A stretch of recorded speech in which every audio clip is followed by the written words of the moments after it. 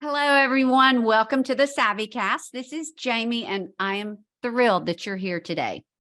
Okay, I have a daughter getting married in August. This is my second daughter to get married, so I have been a mother of the bride before, about to be one again. I have a lot of you who I'm communicating with. Maybe I've not met you, but I've gotten messages from you. You're going to be a mother of the bride as well. I have heard from some of you who have sons who are getting married. I get lots of questions about what to wear, how to prepare.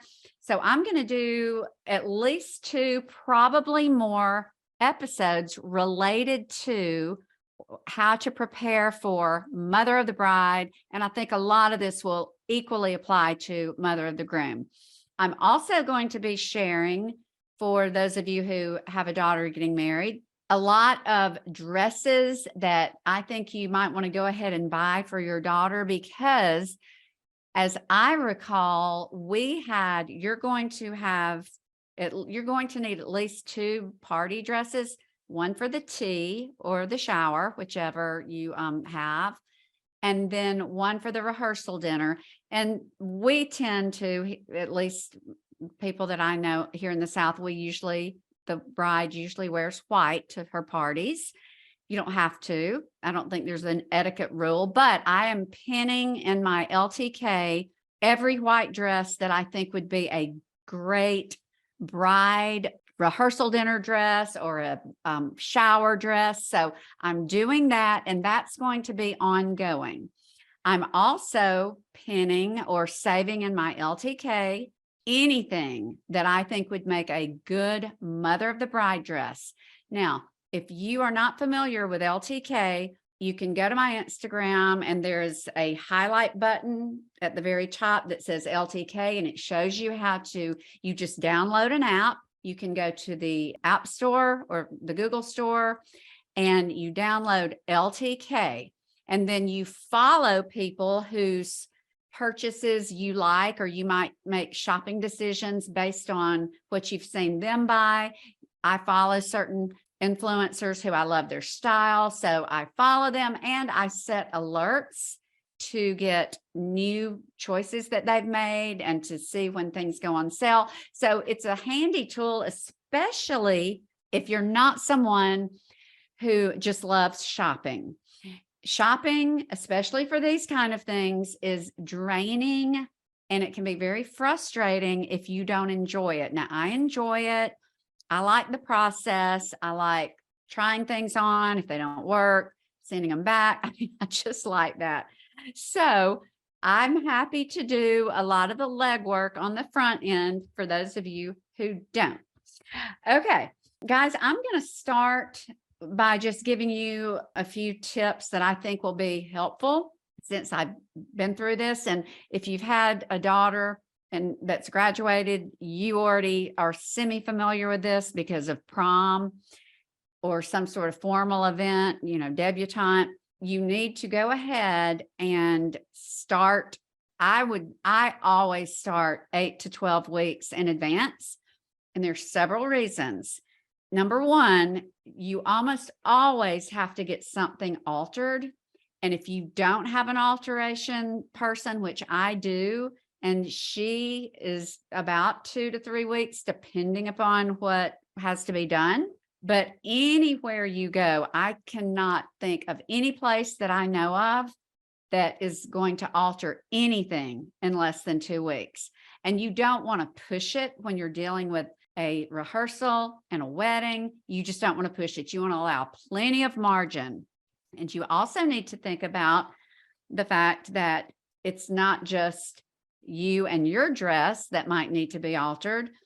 Your daughter's dresses for the parties, if you've got other daughters who are going to be going to parties, just bake in all of that extra time for having alterations. Okay. Because very few people can just put on a dress off the rack and not need a little something. Okay. So that's number one. I would say, like, my daughter's getting married in August and we're 1st of March, and I've got like 6 dresses on their way to my house for me.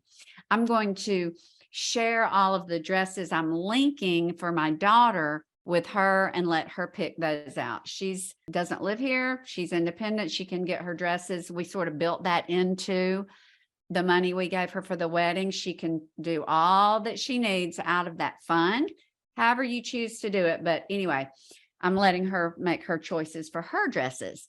Okay. The second thing I would recommend, if you're going to order lots of dresses at one time, which is what I do, I tend to just sit down, take an hour or two, scour all of my favorite stores, do all of my research, and then just put everything that I want to look at in the shopping cart and go ahead and have it sent to the house.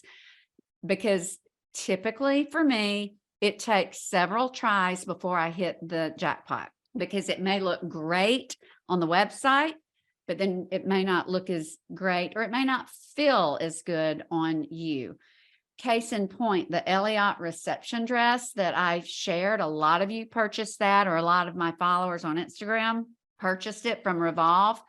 It's probably one of the most elegant. It's just looks like Audrey Hepburn. It's one of the most elegant dresses ever. You can get it in white, black, beautiful colors. It's one of Revolve's most popular dresses. You can get it at Saks and other places. But the small, even though I can wear it, I have a small in a black, it is so uncomfortable because it's very tight. I have an extremely broad back and broad shoulders, and it's fitted. So I just returned it today. I've got a medium on order. So just things like that take time. Okay. Another suggestion, and guys, I promise you, I've said this over and over, but I'm just going to say it again because you will save money. If you do not already have the Rakuten extension on your browser or the app on your phone, you need to do that because you will save money. I did some shopping before I jumped on this podcast, and I think Neiman Marcus was 10% cash back. So if you buy a $500 dress from Neiman Marcus and it works and you keep it, that's $50 you'll get back in cash. And your browser extension, I shop on my laptop. I mean, I occasionally will shop on my phone, but I just prefer my laptop. You go to Rakuten. I will have a link in the show notes, and you just drag the little extension browser. I use Safari, and I've also got one in Chrome, but you just drag the little button into the top of your, it's like your address bar or just the top of your tabs. And anytime you go to a site to shop, it will pop up. There will be a little pop up, and it's not annoying, but it says X number % of cash back. And that does change, but I can tell you, I saved several $100s when my other daughter got married, just because the amount of dresses and shoes, because I try to shop at places that give Rakuten cash back. And I also try to shop them when they have the highest amount. So in the show notes, I will have a link to Rakuten, and I will get a small commission. And if you share the Rakuten link with people that you know and love, you'll get a little $25, I think, commission. But it's not about that. It's about the money that you will save shopping for, especially for large purchase items. Last thing I want to say, I've learned this the hard way. It's just frustrating. If you are in doubt and you have got your credit card all cleared to make large purchases, without going over, I mean, we pay our credit card off every month, but when you start adding up several $400 or $500 dresses for yourself, and you're adding up shoes, you can get close to your limit. But if you've got that baked in, that comfort zone of being able to make purchases, go ahead, if you're on the fence and sizing, and just buy 2. I just ordered 3 dresses, and I ordered both of them in a 2 and a 4. because I read the description, read some of the reviews, and some people said that it ran small. So anyway, just read the reviews. And if you're in doubt, if you can, just go ahead and order 2 and then send the other back. And if you order from a store that's local, you can just take it back the day that you find out it doesn't work, and then it'll be off your credit card. And then that leads me to my last suggestion is possibly if you do use credit cards like we do and pay them off, and we're about to go to one, clear it off and try to just have it usable until you get all the dresses done. Because I feel like if you're going to be doing these purchases, credit is easier for returns than is a debit card, but that's just a suggestion. Okay, I'm just going to briefly go over a few tips that hopefully will help you in your dress shopping. Now, I'm going to tell you that all the dresses that I am putting in my LTK are sort of my style, my preference, and I am a little bit different probably from a lot of mothers of the bride. I think it depends on your age, what you feel comfortable in. I tend to go toward sleeveless or long sleeve. I don't do cap sleeve, short sleeve, or any of that. So because this wedding that we're preparing for my daughter is summer and the reception is outside, all of my dresses are going to be sleeveless. In the winter, or if I'm buying a dress for cooler weather, I'll go long sleeve. I just feel like for my body type, those are more flattering for me. But when you are on a site looking for a dress in the left, on the side, in the left sidebar, the best thing to do is go ahead and check all the boxes. It's going to ask you sleeve length. So you can put short sleeve, 3/4 sleeve, sleeveless, one shoulder. You've got all of those options, and it'll eliminate sleeves you don't like. So I never see a short sleeve because I never check that box. Then you also need to decide what neckline you like, and then check that box. I pretty much always check halter or crisscross, one shoulder, strapless, and maybe I think collar, because sometimes they're these sleeveless collars with skirts attached. They're really neat. But anyway, if you check that, then it'll further narrow it, and then check your color. And I will just say that for my mother of the bride choices, I am checking pink. I like the darker pink, more of the magenta or the brighter pink.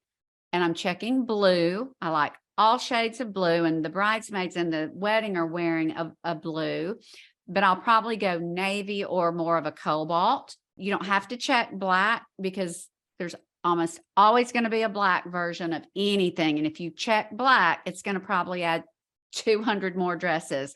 You're always going to want to just check the color, because if it comes in black, it'll be there anyway. Now, I'll tell you another thing. And I encourage those of you who maybe because you've only seen it before, you've only seen mother of the bride dresses that are full length. I am not checking full length. Now, we are having a high noon wedding in a chapel. It's at the Sanford Reed Chapel. And then we are going to our reception at an outdoor venue with a pavilion. So we do have a different vibe. It's daytime, so it's not as formal. And it will be outdoor for the reception. So that lends itself already to less formal attire. But there are so many dresses now that are midi or high-low that I think are just as beautiful and elegant, unless it is, I guess you would say, black tie only. I mean, I don't know all of the etiquette. I just love the look of midi and high-low. I just think it adds interest. So those are some of the ones you'll see if you go to my Like to Know It. Okay. And then for mother of the bride rehearsal dinner, I checked some that are also shorter, above the knee. So we've got that. So I'm linking to all of the different dresses you might need, as well as your daughter, the bride. Okay.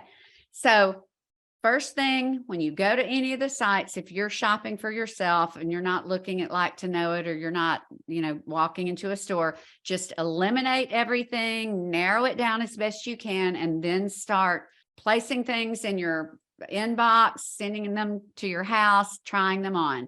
My recommendation is, first of all, make sure you know the return policy, and the places you're probably going to be shopping for these dresses have wonderful return policies. Just never, ever, ever, ever take the tag off, and be careful, because sometimes the tags might be placed where you could accidentally tear one off. Most places, if you tear the tag off, accidentally or not, it's your dress. So be very, very careful. Tell your girls to be careful when they're trying on dresses. Make sure you know the return policy. Keep all your receipts. Keep everything, maybe in one folder. Maybe make a email wedding dress or wedding folder. Keep all your receipts so returns will be easy. Buy packing tape. You're going to be making a lot of returns, so make sure you've got a lot of packing tape. I would recommend, if you don't already, make sure you have a full-length mirror. And if you've got more than one, I think it would be great to have a front and a back, or a three-way, and make sure you look at every angle and get someone else, a friend or your daughter or your spouse, get other people to weigh in every angle, because remember, you're going to be walking down the aisle, so people are going to see every angle.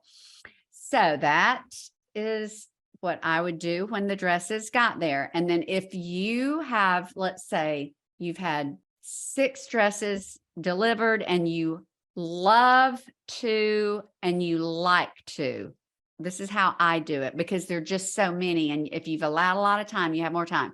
Only keep what you love. If you just like it, I would send it back, because you want to love what you're wearing. You are going to be in front of all of your family and friends. This is probably going to be your Christmas card. So most people do the wedding picture for the Christmas card, because you have everyone together. So keep it if you love it, and then keep all the ones you love until you've still got a little buffer that you can return what you don't need, or choose not to keep. And then have one session with just your bestie or whoever you really trust to help you make the right decision, and nail it, and then get it to the alterations person. I will say, and then make sure that you've got the one you're going to wear for the rehearsal dinner, and the bridal shower, and the wedding. So as the mother of the bride, you're going to have 3 different dresses. So that's why you've got to start early.